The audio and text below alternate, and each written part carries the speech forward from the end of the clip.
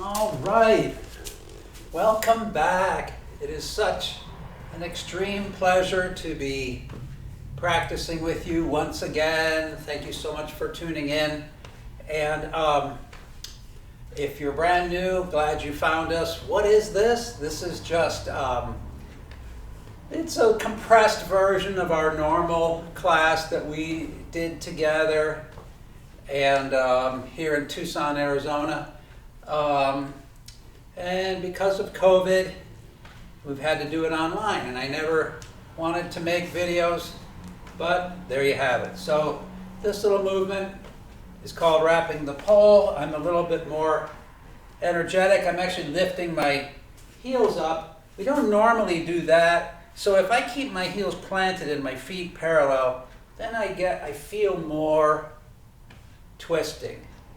And this is the reason that a lot of the twisting is done with the feet parallel, right? If you let it go, I just took away a lot of the twisting. I moved, but I took a lot of the twisting away. So let's do some shoulder rolls. And then, so I was welcoming new people, and then I want to welcome back all of our regulars. It's so great to have you tune in every week. Try to get this out on Sunday according to our normal schedule, but often it's late. And as things change, like weather, it might even be later. Also, I'm doing some things for our yogis that at different times. So I hope to get this out by Sunday, but think of it as a weekly Tai Chi thing. I promise I'll get one out weekly, even after we're all back together, because at-risk people may extend their own self-quarantine. Let's be going in circles. And if you're watching this in like 2025, it's just a historical artifact of the COVID, but I may leave it up because there's some good information in here, right? And I may leave them up, or I may delete them in disgust. So what you don't know right now is what time it is or what day it is, but I'll tell you right now in the dojo, it's about 100 degrees because I'm not going to turn on the air conditioning. Let's do our neck and refrigerate this entire building to make a 45-minute video. It's just, I care too much about the planet to do that. But as an update, I am working on the evaporative cooler. Steve is helping. By the time you see this, I may have asked Ralph to help also. Hey Ralph, how's it going? And let's look from side to side. And once we have the swamp cooler going, we'll be able to think about getting back together here in the dojo because that swamp cooler moves a lot of air, and we'll have the doors and windows wide open. It'll be just as good as being outdoors, maybe even better. All right, so I'm happy about that. The only thing is we're close to monsoon season, so you're going to have a little bit of tolerance for heat, and that's what I wanted to discuss with you. So look straight ahead. So there's a way of doing your Tai Chi which is all based on conserving effort. And the more you conserve effort, the less hot you become. So we can break it down into 3 ways, and these are not hard, fast rules. But if you do your Tai Chi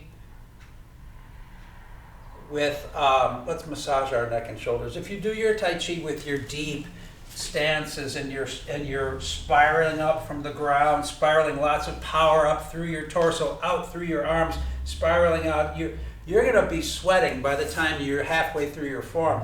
And that's one method.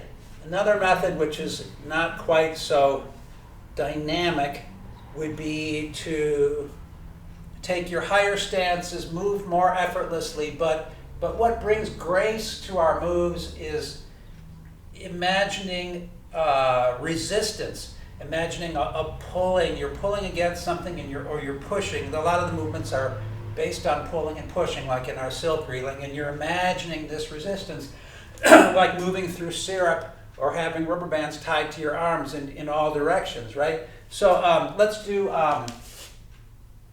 separate the clouds. So that's like an intermediate way of doing your Tai Chi. There's a third way, which we don't discuss much because it sounds a little woo-woo, where it is this floaty feeling that you get. You can place the chi on the top of your limbs and just imagine that the chi is just floating your arms around, and it's amazing. It really works, and it turns your form into something that's completely effortless. All right, and I don't really know how it works, but that's another option. So in the extreme heat, so I'm going to do this very floaty, effortless thing, and it's effortless on the way up and it's effortless on the way down. So so separate the clouds. I'm going to inhale up the middle, palms facing me, and then turn my palms outward and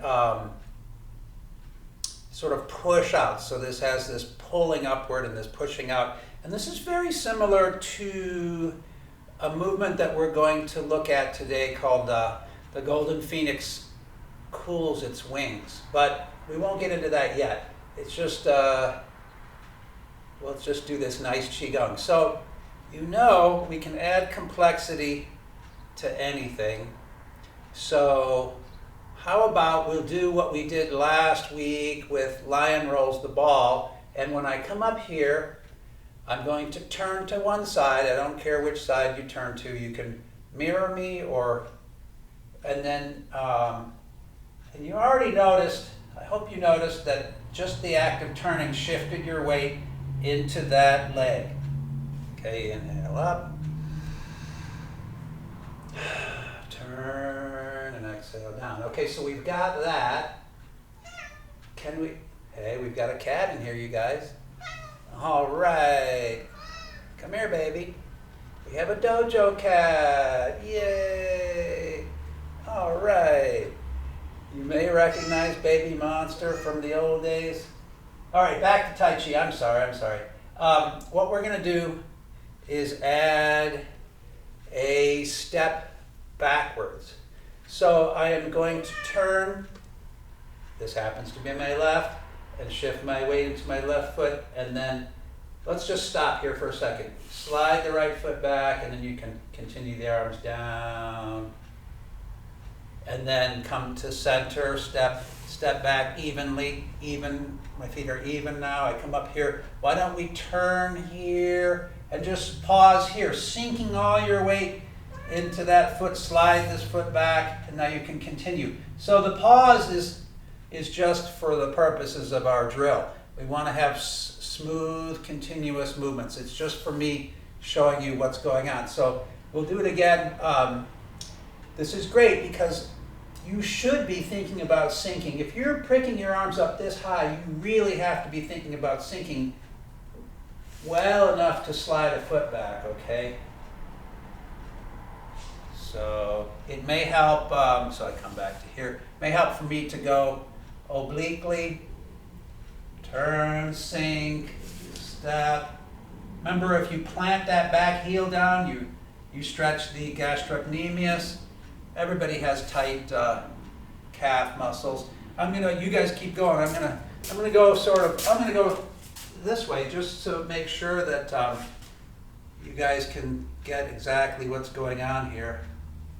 So here, sometimes just for teaching, I'll make it clunky. So I'll make it clunky. Come up to here, here, here, here, here, here, here, here,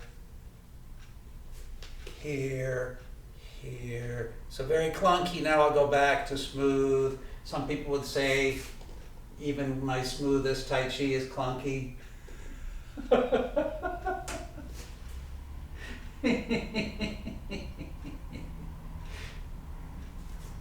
That wouldn't be nice, would it? There's always someone better than you, remember. There's always somebody much, much better than you. There's somebody in every discipline, there's somebody who can make you look like a rank amateur. And that's a good thing.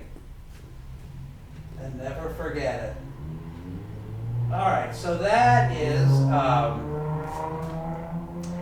that's our first little exercise. You can take Qigong and turn it into a drill. We were discussing this before. A lot of things can be made into a drill, and you can also increase their difficulty and complexity.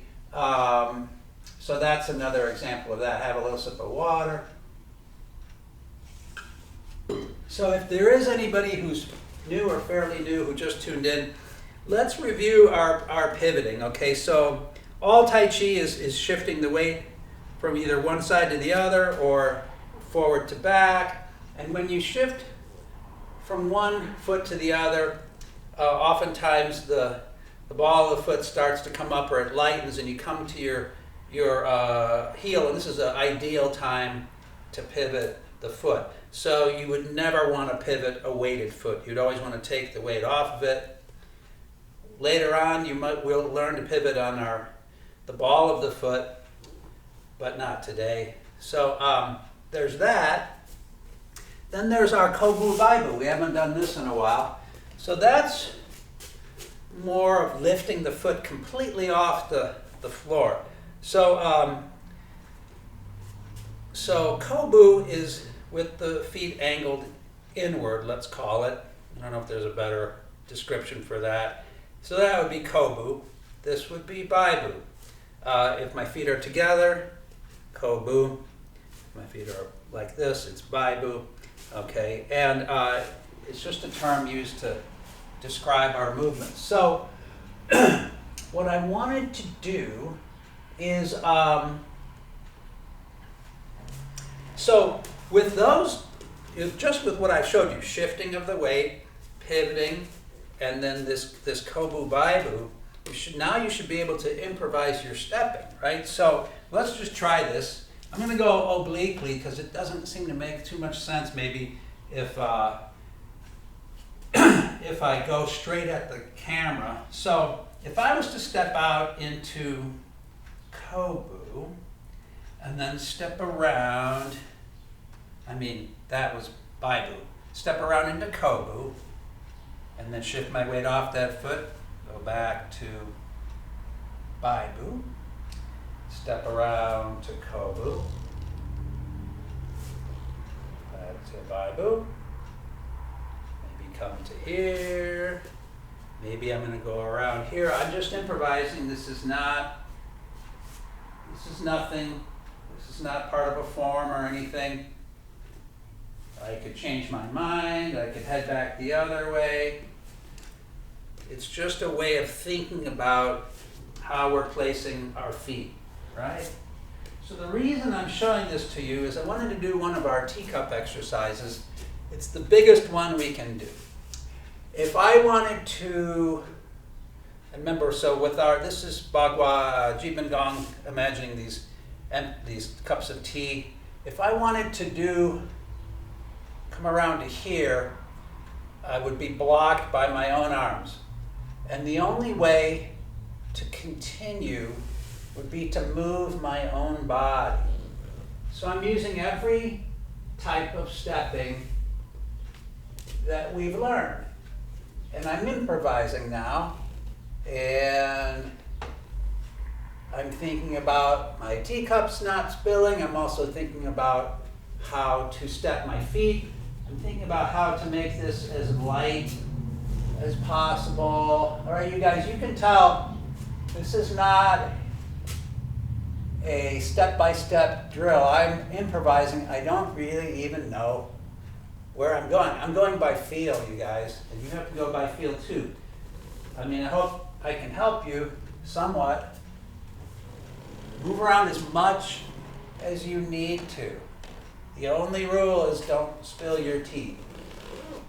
And I'm generally following one direction. I'm about to reverse that. Okay. You can watch my hands or my feet. You can watch for a little while doing nothing and then try it yourself. Pause the video while you try it, see what's going on here. It's really fun. I find this to be really fun. And I want you guys to start to improvise things. And our form is also kind of not the most precise form. It's left open for a lot of interpretation, right? So this is why I don't correct your form right down to the very millimeter. Our form is basically, it's like a 3 powers almost type of a form with a low, middle, and a high. So if we're doing a strike, it's basically anywhere in this strike zone, or if it's a high strike, it's anywhere in here. If it's a low kick, it's anywhere from there down. And so we're not doing millimeter corrections, right? So that's pretty dynamic. So why don't we take a water break? Let's all take a water break, as a matter of fact, and I'll pause the video just for a second.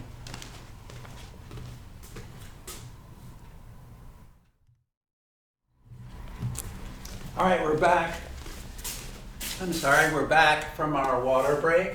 And so that was a pretty dynamic move. Right after I promised you that we were going to go nice and easy in the heat, I did a really tough move.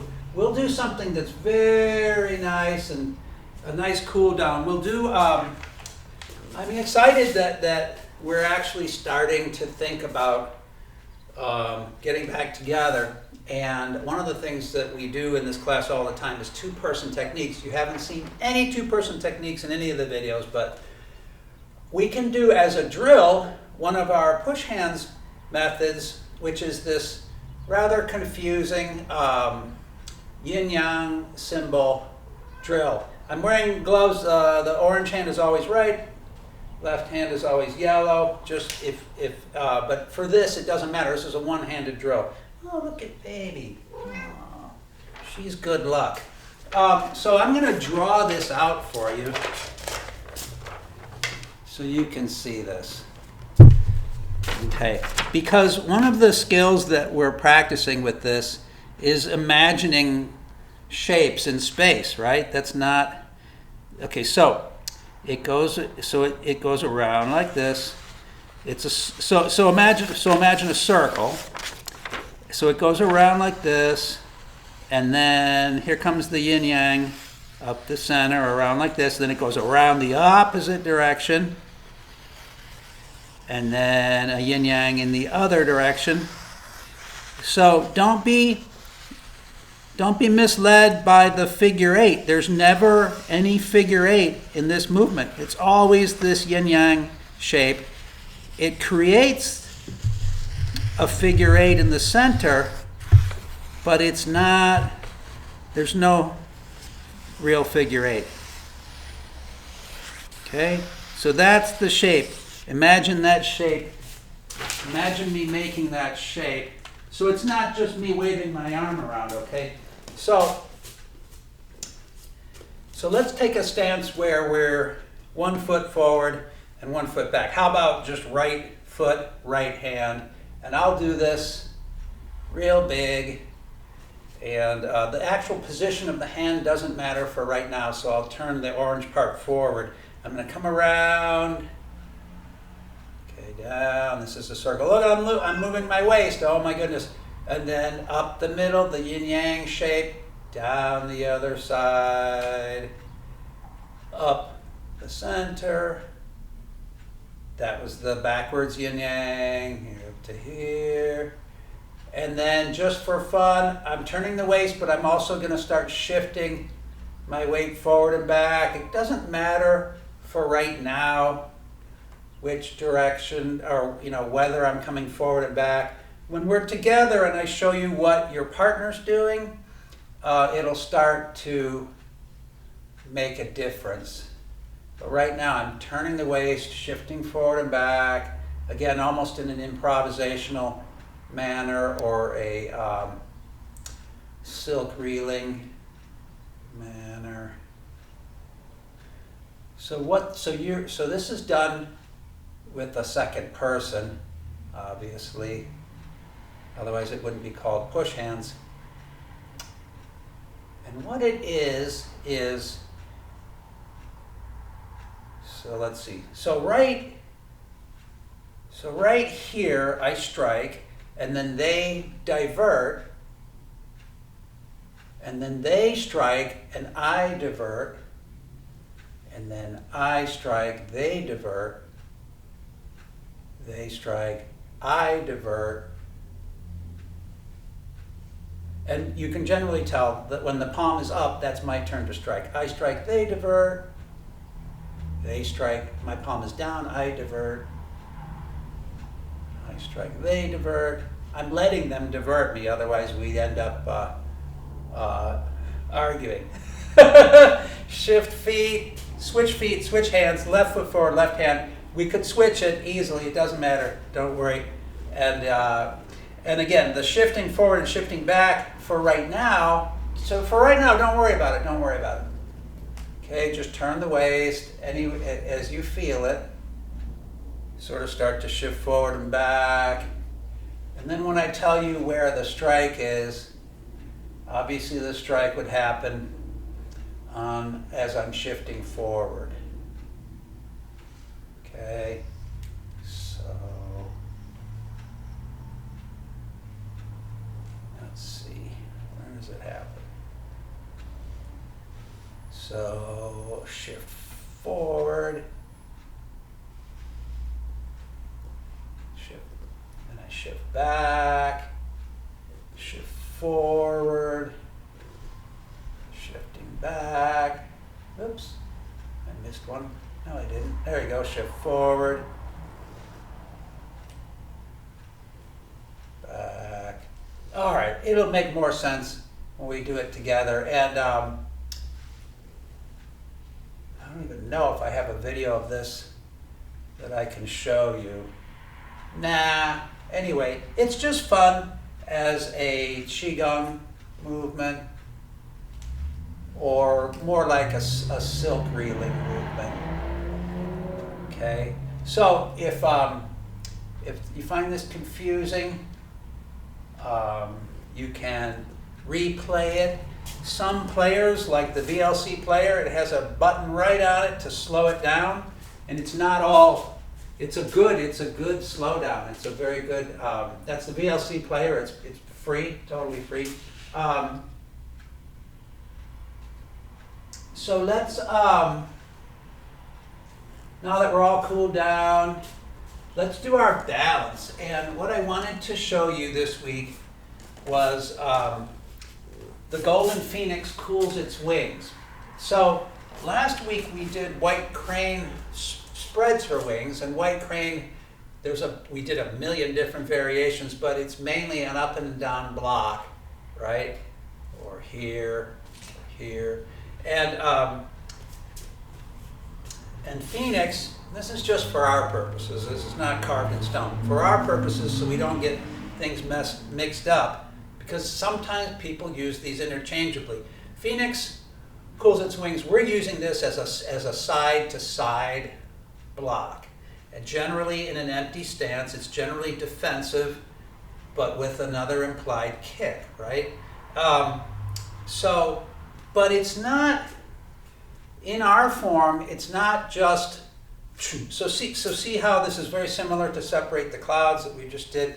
It's not just this one movement, it's the rolling, the beautiful wings, the movement of the wings is very similar to our rolling arms, which rolling arms is push hands, but it's also a universal martial arts language. Every martial art has some version of a rolling arms that's either more or less aggressive, more or less sticky,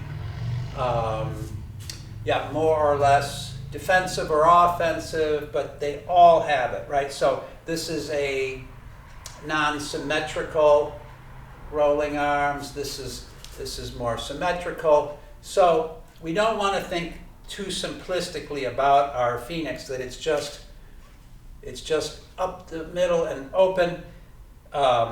Yeah, if somebody was strangling you, it would just be boom and out to the side, and then your counter. But in our form, so let's look at, I'll tell you exactly what movement we're talking about. The second appearance of Phoenix cools its wings is 14B. Second appearance is more interesting, and we can turn it into a drill. So this is my left hand, this is my right foot. The rolling arms, if you don't remember, is an effort to gain, so it's not strikes, it's this sort of struggling, right? And it's an effort to gain the inside and the underside. Generally, the position you want to be in is inside and under. But you can do things from the outside, definitely. And once you're inside and under, you can't stay that way because your partner is they're going to gain the inside. So it's always a dynamic process, right? You wish you could get the advantage and keep the advantage, but the advantage always shifts back and forth. That's why they call it rolling arms, because it's always moving, right? So we don't worry about what 13 was, but 14 is we gain the inside, okay? And then we do, we do a left kick.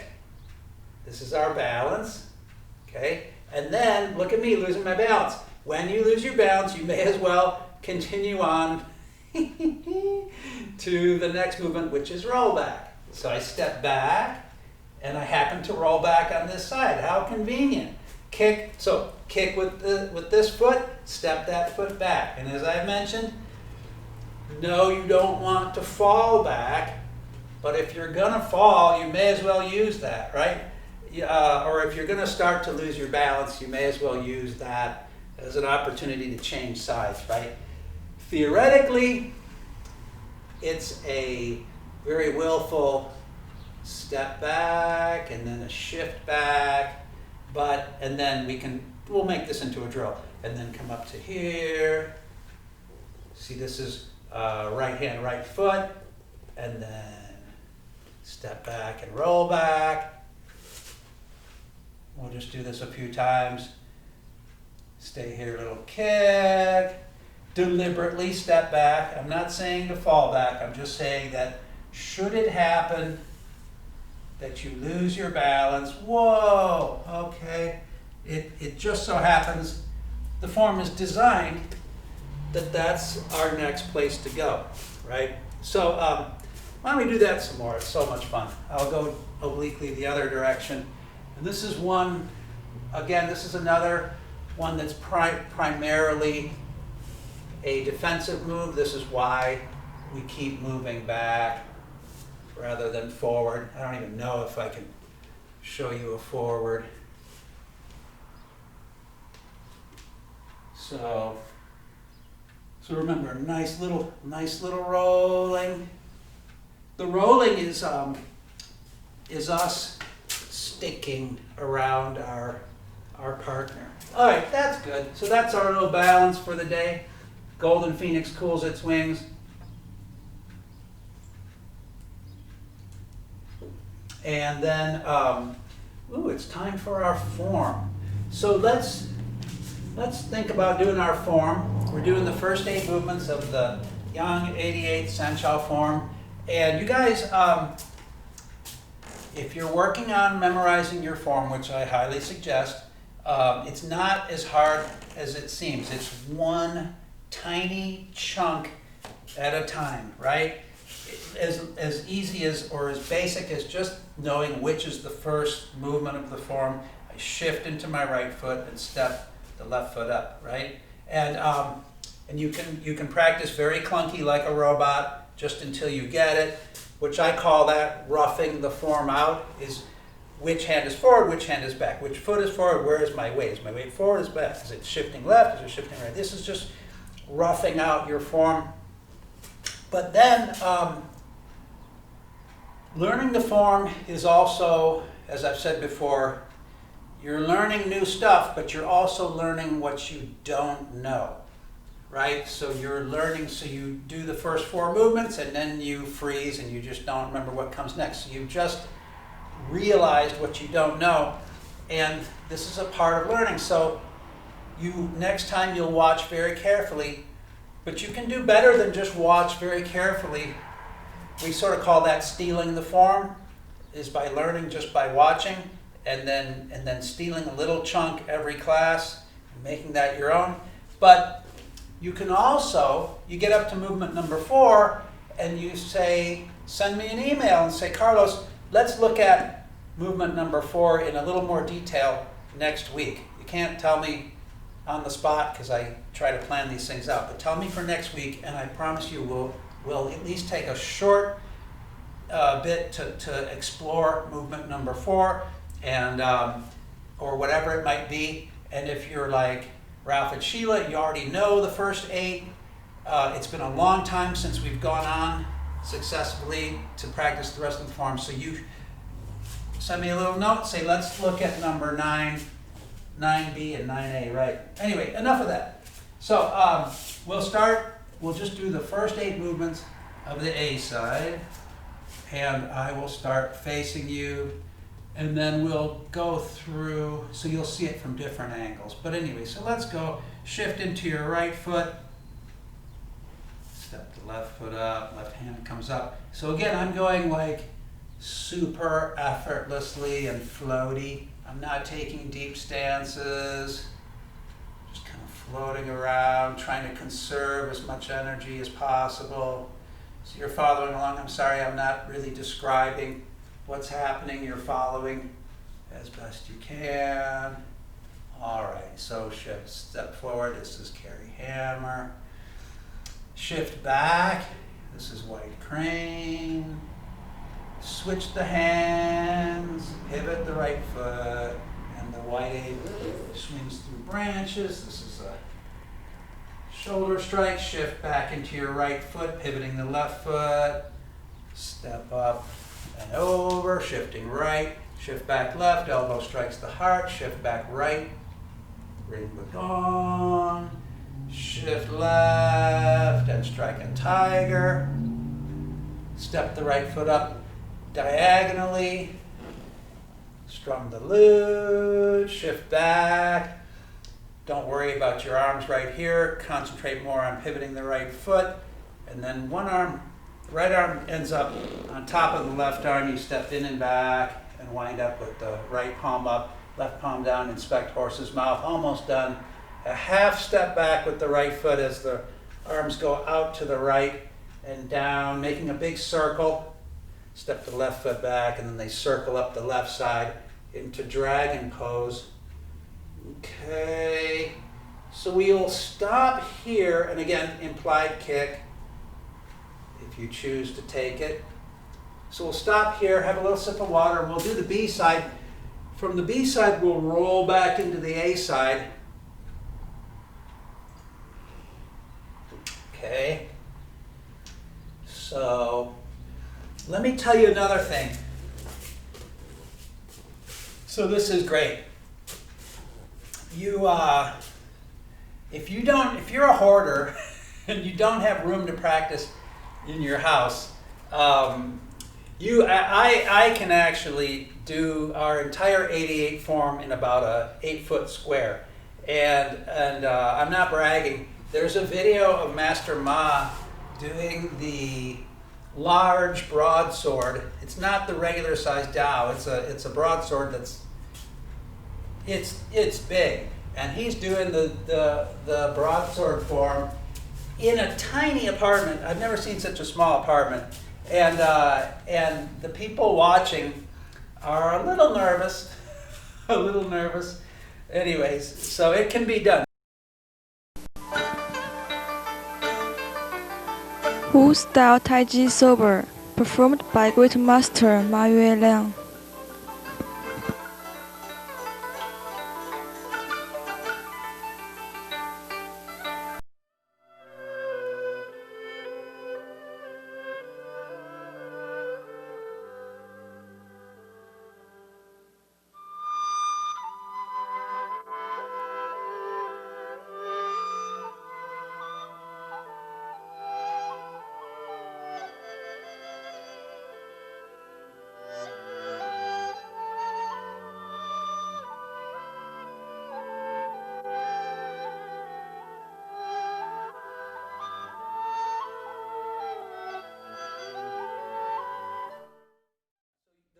compress your form is to take smaller steps and occasionally shuffle.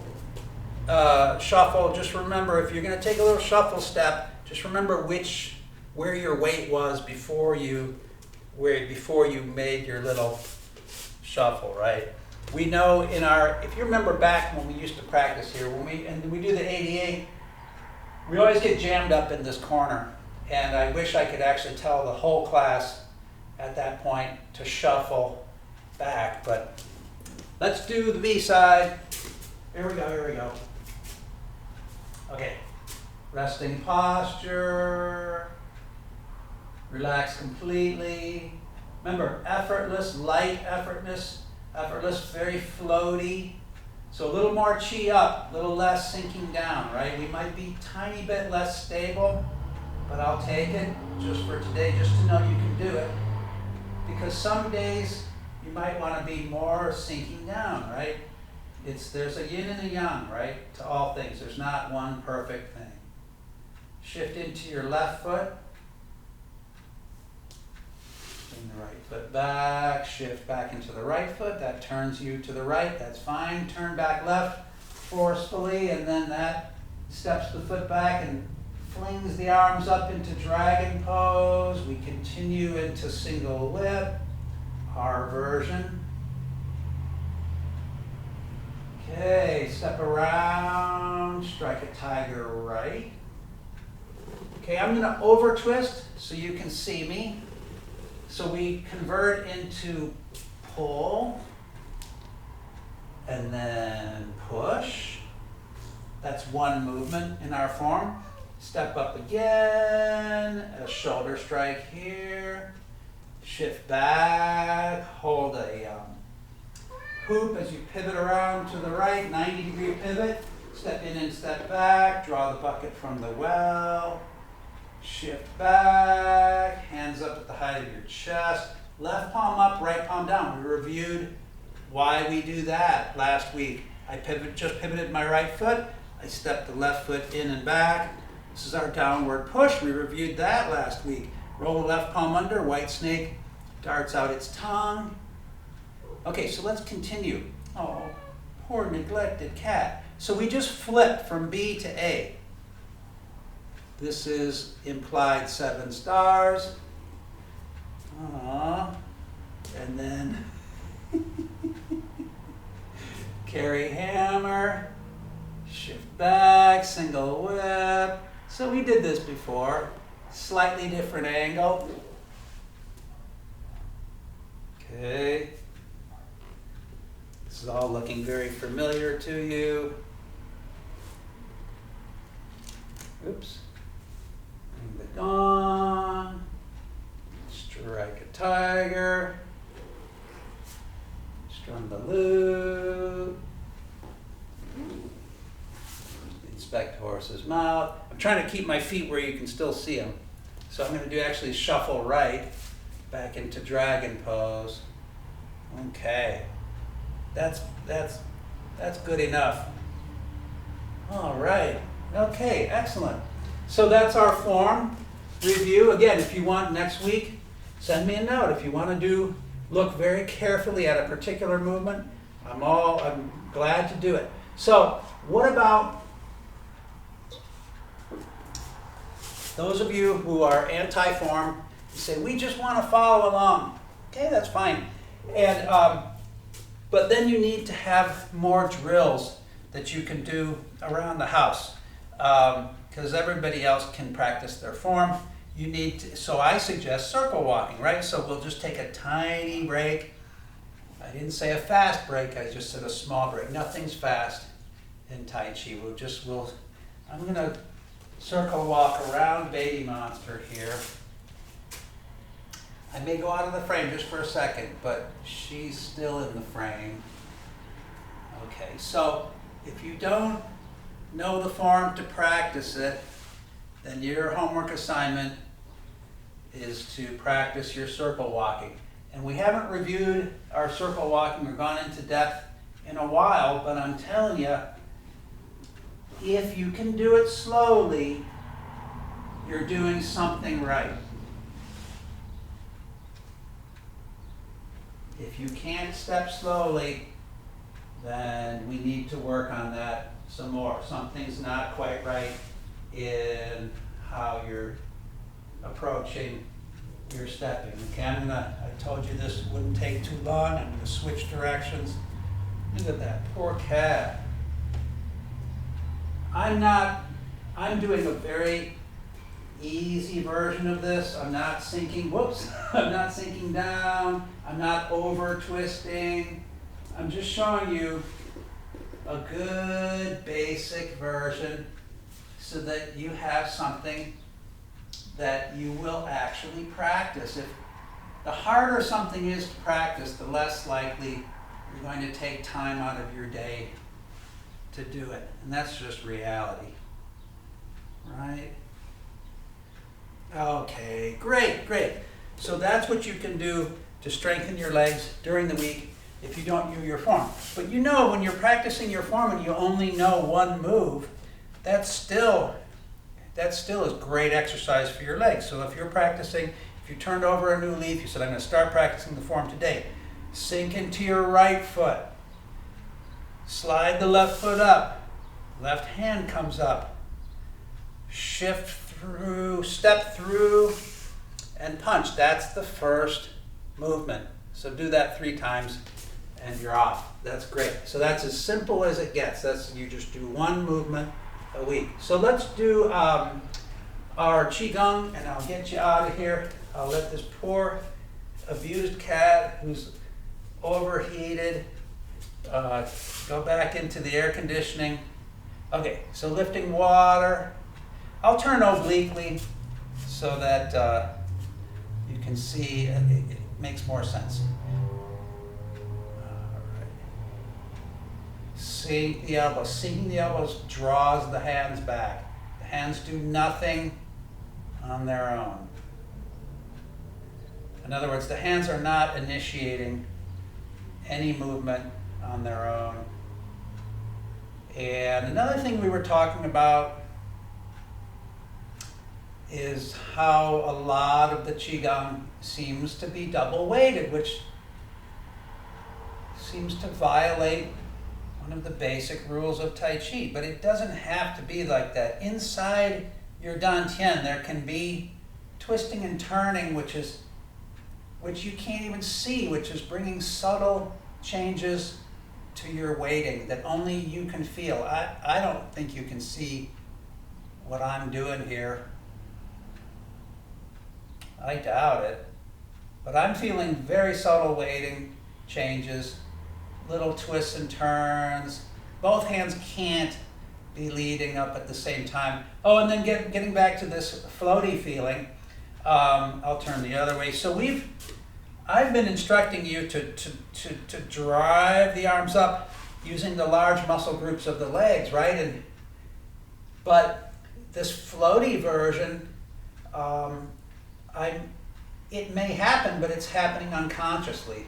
So I'm just thinking my hands are just as light as feathers, and they just float up like they're filled with helium. So my arms are full of helium. They get to shoulder height, and then the elbows get just have the weight of a feather in them. That's all it takes, because everything's perfectly balanced. So just the weight of a feather will draw my arms down. And then just a little puff of helium or chi on the top of the arms will float them up. And then another way of thinking about it is chi underside, and down they go. Okay, so this will be my last one. So you guys can meditate like this all you want, but since it's probably like 105 in here right now, I'm going to wrap it up.